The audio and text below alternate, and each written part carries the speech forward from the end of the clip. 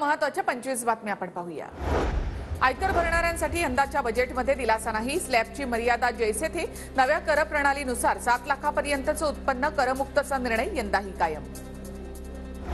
केंद्राने corporate tax घटवला। Corporate tax 30%वरून 22%वर। कॉर्पोरेट कंपन्यांना सरकारचा दिलासा। देशातील तरुणांसाठी हा सुवर्ण काळ। 50 वर्षांसाठीच्या बिनव्याजी कर्जाच्या योजनेसाठी 1 लाख कोटींचं नियोजन करण्यात आलं। केंद्रीय अर्थमंत्री निर्मला सीतारामन यांचं प्रतिपादन। 80 कोटी लोकांना मोफत धान्याचं वाटप। गरीब महिला, युवक आणि शेतकऱ्यांसाठी आमच्या सरकारची अनेक कामं। सीतारामन यांचं वक्तव्य। विकासाची दिशा आणि विकसित भारताचा संकल्प सांगणारा अर्थसंकल्प। अर्थसंकल्पानंतर उपमुख्यमंत्री देवेंद्र फडणवीसांची प्रतिक्रिया। विकसित भारताचा संकल्प सांगणारा अर्थसंकल्प आहे। एकूणच जर आपण हे अंतरिम बजेट बघितलं तर विकासाची दिशा सांगणारं पण त्याच वेळी आर्थिक शिस्त पाळणारं अशा प्रकारचं हे अंतरिम बजेट या ठिकाणी मांडलेलं आहे। दिल्लीमध्ये जादूचे प्रयोग सुरू। अर्थसंकल्प म्हणजे जनतेला टोपी घालण्याचा प्रयत्न, जनतेला चिरडणं हाच त्यांचा विकास। अर्थसंकल्पावरून उद्धव ठाकरे यांची टीका। 75,000 कोटींचा निधी राज्यांच्या विकासासाठी देणार।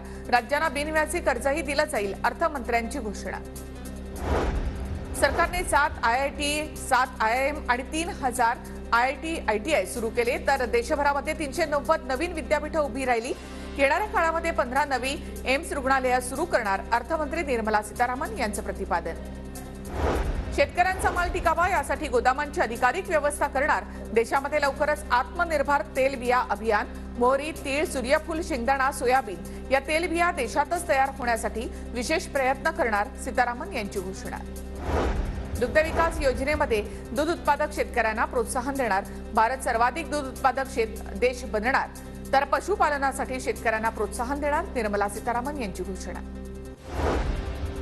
मत्स्य व्यवसायासाठी स्वतंत्र विभाग उभारला असून मच्छीमारांच्या रोजगारामध्ये 55 लाख नव्या संधी उपलब्ध होणार। अर्थमंत्री सीतारामन यांची माहिती। कृषी क्षेत्रामध्ये 55 लाख नवीन रोजगार निर्मिती करण्याचा संकल्प। कृषी क्षेत्राला अधिक पुढे नेण्यासाठी नवी योजना राबवणार। अर्थमंत्री सीतारामन यांची माहिती। देशामध्ये नवी 149 विमानतळं उभारणार। विमान वाहतूक क्षेत्राचा मागील 10 वर्षांमध्ये कायापालट। विमानतळांची संख्या दुप्पट होणार। अर्थमंत्र्यांची घोषणा। ई वाहन आणि चार्जिंग स्टेशनसाठी सरकार सहाय्य करणार। सीतारामन यांची माहिती। विविध योजनांमुळे ग्रामीण भागामधील लोकांच्या उत्पन्नामध्ये वाढ। उत्पन्नाच्या वाढीमुळे मोठ्या प्रमाणामध्ये लोक गरिबीमधून बाहेर आले। 25 कोटी लोकांसाठी विविध योजना राबवल्या। सीतारामन यांची माहिती। पीएम आवास योजनेमधून अजून 2 कोटी घरं बांधण्याचं सरकारचं लक्ष। निर्मला सीतारामन यांची घोषणा। गर्भाशय कॅन्सरसाठी 9 ते 14 वयोगटातील मुलींचं मोफत लसीकरण। सीतारामन यांची माहिती। 1 कोटी महिला लखपती दीदी बनल्या। आणखी 3 कोटी महिलांना लखपती दीदी बनवणार। निर्मला सीतारामन यांची माहिती। लोकसंख्या नियंत्रणासाठी समितीची स्थापना। अर्थमंत्री निर्मला सीतारामन यांची घोषणा। उद्धव ठाकरे यांना कोकण दौऱ्याच्या पहिल्याच दिवशी भाजपचा धक्का।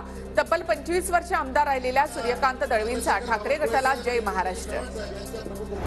उद्धव ठाकरे 2 दिवसीय रायगड दौऱ्यावर। उद्धव ठाकरेंनी आप्पासाहेब धर्माधिकारी यांची भेट घेतली। रेवदंडामधील निवासस्थानी भेट घेतली। रायगड दौऱ्यावर असलेल्या उद्धव ठाकरेंचा रेवदंडामध्ये जंगी स्वागत। उद्धव ठाकरेंवर जेसीबी मधून फुलांची उधळण।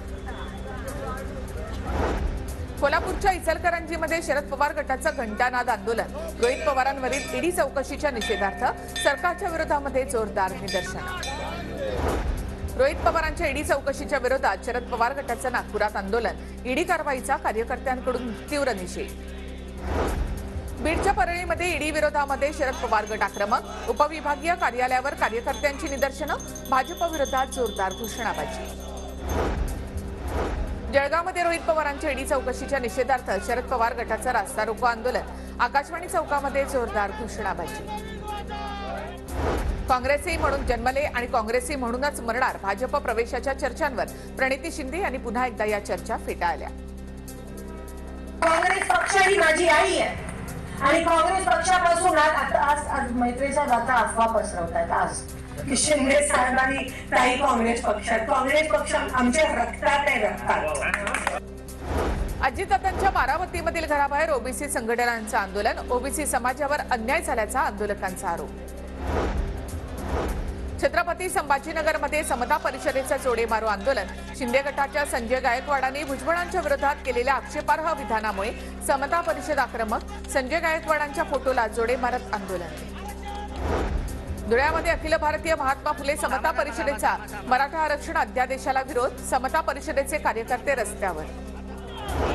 बीडमध्ये ओबीसी आरक्षण वाचवण्यासाठी ओबीसी संघटनांचं आंदोलन. जिल्हाधिकारी कार्यालयावर मोर्चा. ओबीसी आरक्षणाला संरक्षण देण्याची मागणी. मराठा आरक्षणासंदर्भात राज्य सरकारने काढलेल्या अध्यादेशाला ओबीसी संघटनांचा विरोध. अहमदनगरच्या राहतामध्ये ओबीसींचा तहसील कार्यालयावर मोर्चा. सरकारच्या विरोधात घोषणाबाजी.